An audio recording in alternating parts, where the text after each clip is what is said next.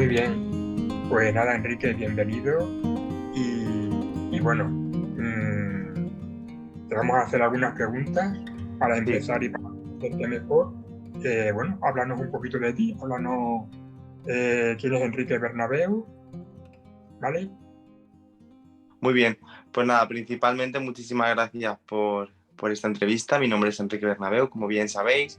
Y a fin de cuentas, siempre cuento que Enrique Bernabeu es un poco un cajón desastre, ¿no? Porque es como que lo abres y hay muchas cosas en él.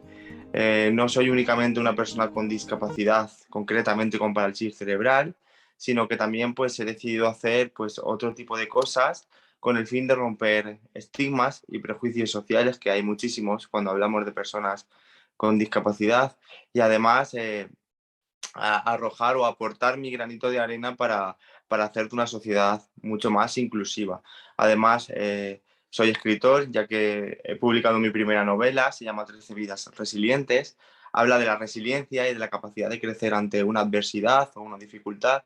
Y además también soy cantante y compositor y decidí explotar esa faceta más artística con el fin de seguir lanzando ese mensaje de inclusión y ese mensaje de unidad, pero desde algo que a la sociedad le llegase más. Entonces decidí explotar esa faceta artística, componer una canción eh, muy, muy, muy inclusiva, ¿no? Que hablase de la discapacidad sin ningún tipo de tapujos y que contase la realidad de no solamente yo como persona con discapacidad, sino de muchas otras personas que al igual que yo, pues se sienten capaces y se sienten con ganas y con fuerzas de comerse el mundo y hacer pues que la vida sea muchísimo más llevadera, y tiene como título Así me muevo yo, como referente a la forma en la que tengo de caminar, que así soy yo y así será. Sí, porque lo que tú haces es bastante necesario, ¿no? La verdad es que hay poca visibilidad en el mundo de la diversidad funcional y bueno, y más cuando es también mezclas también el tema LGTB, ¿no? Así Que hay. es, ¿no? Ujú. Totalmente tienes toda la razón, puesto que, claro, el pertenecer al colectivo LGTBQ+, o Q+, y además tener una discapacidad, aparece eso que llamamos la doble discriminación, el doble estigma, doblemente invisibilizados por el mero hecho de ser gay o ser homosexual y también ser una persona con discapacidad. Y es lo que también intento romper un poco en redes y desmontar todos esos mitos que existen sobre la sexualidad y las personas con discapacidad. Y además también denunciar la invisibilidad que existe cuando hablamos de personas del colectivo, dentro del propio colectivo también. Por supuesto, esa es la pregunta siguiente que queríamos hacerte. ¿Qué crees que queda por hacer en el ámbito LGTBQI respecto a las personas con discapacidad? Queda por hacer muchísimo. De hecho, todavía hay muchísimo trabajo por hacer en general cuando hablamos de discapacidad, porque por desgracia en nuestra sociedad actual eh, parece que estamos avanzando, pero nos damos cuenta de que muchas marcas o muchas entidades, asociaciones o incluso otras cadenas de televisión, etcétera, ¿no? Utilizan el victimismo, ¿no? Y la pena de la discapacidad como tal. Y eso no nos favorece en absoluto, sino al contrario, nos invisibiliza muchísimo más y nos encasilla como un colectivo minoritario y un colectivo débil, que en realidad no somos así. Somos un colectivo capaz, cada vez somos más, pertenecemos a nuestra sociedad actual, queremos vivir siendo ciudadanos como cualquier otro y dejar a un lado ese estigma de ciudadanos de segunda. Y entonces, pues queda muchísimo por hacer. Y si a esto le sumas pertenecer al colectivo, pues muchísimo, ya que dentro del propio colectivo, como bien os comentaba al principio, pues hay muchísimo estigma, hay muchísimas personas que todavía no consideran que no somos unas personas válidas para ser amadas o para encajar dentro del propio colectivo. Y esto tiene la culpa la sociedad actual, ya que nos educan con que vamos a encontrar a nuestro príncipe o a nuestra princesa azul perfecta sin ningún tipo de discapacidad y no nos cuentan el cuento de la princesa coja o el príncipe ciego o el príncipe en silla de ruedas y pues pasa lo que pasa, ¿no? Que nos idealizamos una realidad que no existe y no nos educan para enamorarnos de nuestras potencialidades, sino de alguien que realmente no existe. totalmente. Estamos muy de acuerdo, ¿verdad? Sí, muchísimo. La verdad es que, bueno, pues desde nuestra experiencia pensamos que se nos concibe como personas asexuadas. Nada más. Totalmente, totalmente, como bien dices, por el mero hecho de, pues, ser usuario en silla de ruedas o ser una persona con discapacidad o diversidad funcional.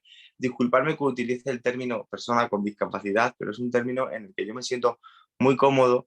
Yo personalmente sí que me siento identificado con ese término, aunque si hablamos, si empezamos a hablar de terminología, creo que nos volveríamos locos, pero lo que tú bien decías es cierto, se nos concibe como seres asexuados, como que no disfrutamos del sexo o no somos capaces de de vivir experiencias sexuales plenas porque piensan que no somos capaces o que no nos merecemos ese, porque lo ven como un privilegio y no como una necesidad fisiológica.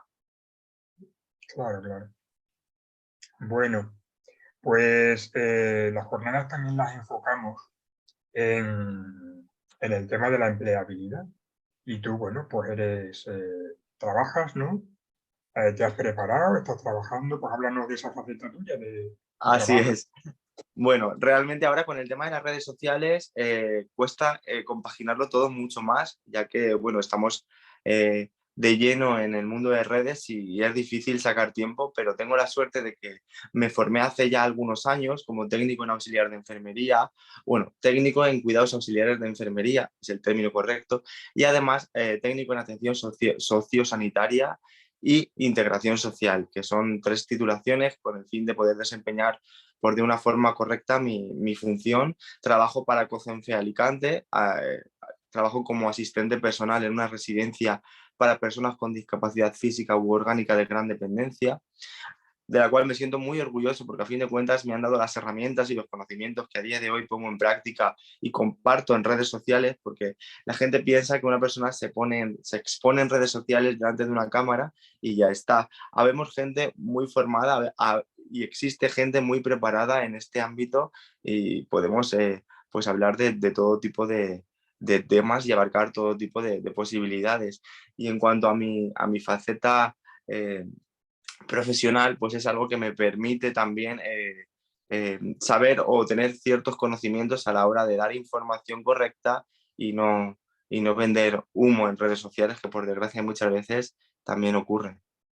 ¿Cómo crees tú que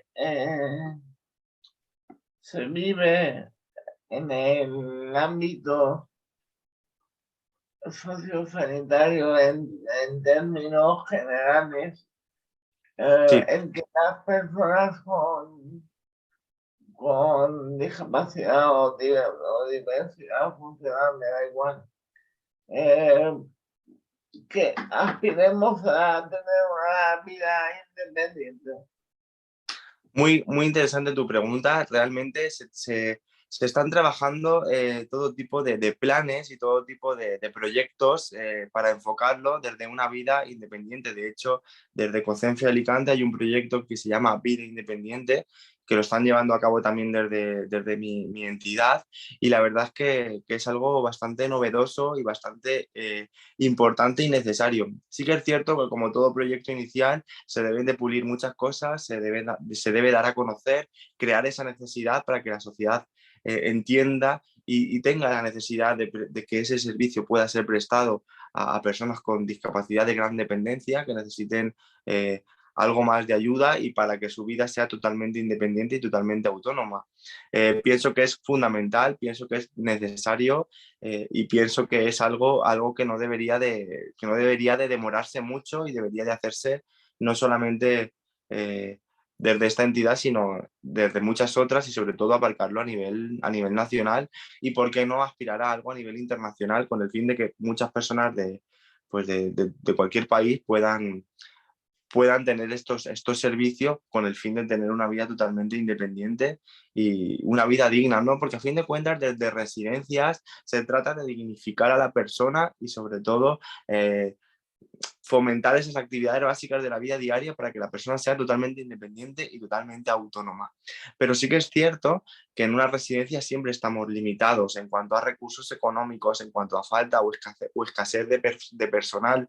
Entonces, los servicios, por supuesto, siempre son de calidad, pero no es lo mismo trabajar individualmente con esa persona y sobre todo lo que se está intentando crear con el tema de vida independiente, ¿no? Que es algo más individualizado y muchísimo más personalizado. Para que la persona, por supuesto, para que la persona pueda hacerlo desde su casa y no tenga que dejar su hogar atrás para institucionalizarse en una residencia. Que al final parece que estamos pidiendo algo extraordinario, pero lo único que estamos pidiendo es lo que tiene todo el mundo, la posibilidad de vivir Totalmente. en su casa, ¿no? Así es muchas veces nuestra lucha, ¿no? O la lucha de muchas personas, que es algo digno, es tener una vida digna, tener una vida totalmente autónoma, ser totalmente independiente, y no es algo lejos de, o sea, no es algo que no sea, como tú bien dices, algo extraordinario, es algo vital, es algo básico. Si a esto le sumas también el tema sexual, también hay mucho prejuicio y mucho estigma cuando hablamos de asistente sexual, que es una figura todavía súper desconocida en España, todavía que existe, por supuesto, pero todavía hay muchísimo desconocimiento y es difícil también de abarcar. Entonces, pues pasa exactamente lo mismo, ¿no? Todavía hay muchísimo estigma, muchísimo desconocimiento social. Lo digo siempre, el desconocimiento social es nuestro peor enemigo, ya que cuando la gente desconoce tiende a juzgar y cuando tiende a juzgar tiende a rechazar y a excluir. Y es lo que tenemos que intentar evitar. El ideario social es la gran espada de Damocles, ¿no? En nuestro caso. El ideario social tiene un peso tremendo. Hombre, por supuesto, es lo más importante. Muy bien. Bueno, a ver, ¿crees que las organizaciones LGTBQI+, tienen en cuenta a las personas con discapacidad? Se tiene en cuenta, por supuesto que se tiene en cuenta, pero muchas veces, por desgracia, caemos en tópicos, ¿no? Y a veces, no todas, pero gran parte o algunas también utilizan esa discapacidad con el fin de darse a ellos a conocer, tener más visibilidad, entonces buscan o discapacidades más notablemente visibles o incluso personas que ¿cómo lo diría sin que suene horrible? Venderle un poco la pena, ¿no? Y la lástima. Y eso es algo que no se puede tolerar. Lo he dicho al principio de la entrevista, ¿no?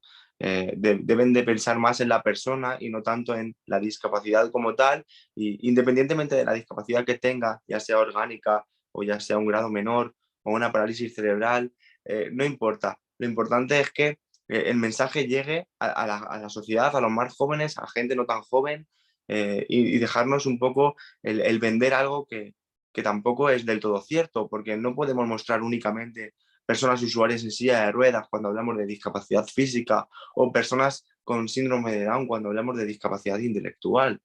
Debemos de ampliar ese abanico para, por supuesto, dar a conocer otras discapacidades como el abanico. Yo pongo la misma similitud, ¿no? Es como el abanico también LGTBIQ+. Es un abanico muy amplio, no solamente podemos mostrar gays o homosexuales o transexuales, por ejemplo. Existen muchísimos más. Por poneros un ejemplo. Debemos de unirnos todos y sobre todo hacernos visibles. Que no dejar, no lucir a una persona y deslucir a otra. No sé si me explico. Claro, nosotros también pensamos que la visibilidad es muy importante, pero claro, hay mucha gente que no está preparada todavía para ello. La visibilidad debe de ser global. Es una visibilidad común y de hecho es una lucha común. No debemos de establecer tantas barreras. Me he dado cuenta que dentro del asociacionismo, y yo puedo hablar sin tapujos porque a fin de cuentas yo hablo por mí. Realmente Enrique Bernabéu es una persona que habla en redes sociales, entonces yo me puedo mojar perfectamente porque no tengo ningún problema. Pero sí que es cierto que me he dado cuenta que dentro del asociacionismo pues hay mucha batalla interna, mucha batalla por destacar, y en realidad no funciona así. esto no funciona así. Aprovecha las herramientas, aprovéchate de las personas que quieren, en el buen sentido, que quieren luchar por la visibilidad y empújalas para que tu misión o tu visión sea visible. No te empeñes en pelear o en tener o en formar muros. Debemos de concienciarnos y mirar por el bien común. Yo Claro. creo que no hacemos uso de una herramienta como es el apoyo entre iguales. Lo tenemos como marginado. No sé, es mi forma de sentirlo, ¿no? A ver, es cierto que no hacemos uso de esas herramientas, ¿no? Como tú bien dices y como comentábamos, ¿no? Pero es necesario también concienciarnos de ello y saber que tenemos las herramientas en la palma de nuestra mano, solamente tenemos que saber utilizarlas y remar en una misma dirección que es eh, inclusión y diversidad, a fin de cuentas. Son las palabras claves. ¿Qué opinas del empoderamiento de las personas con discapacidad? Bueno, Es creo que es brutal y creo que es totalmente necesario. Yo siempre no utilizo la palabra, curiosamente no utilizo mucho la palabra empoderamiento, ¿no? O empodérate, pero sí que es cierto que intento que a través de mis vídeos o a través de los mensajes que lanzo en redes sociales, esa persona se empodere, sea capaz de sacar esa fuerza y esas ganas de hacer lo mismo y sobre todo de luchar por su vida, por su independencia, por sus derechos.